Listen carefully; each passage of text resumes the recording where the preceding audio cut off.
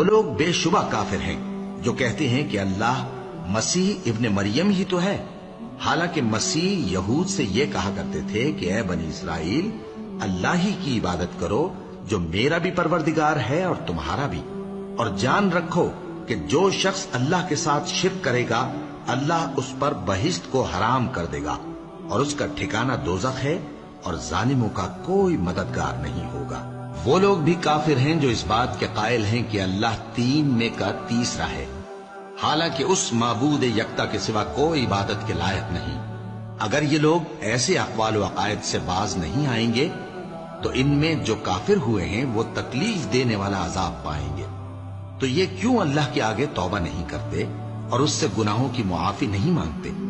اور اللہ تو بخشنے والا ہے، مہربان ہے۔ مسیح ابن مریم تو ایک پیغمبر ہی تھے، ان سے پہلے بھی بہت سے رسول گزر چکے تھے اور ان کی والد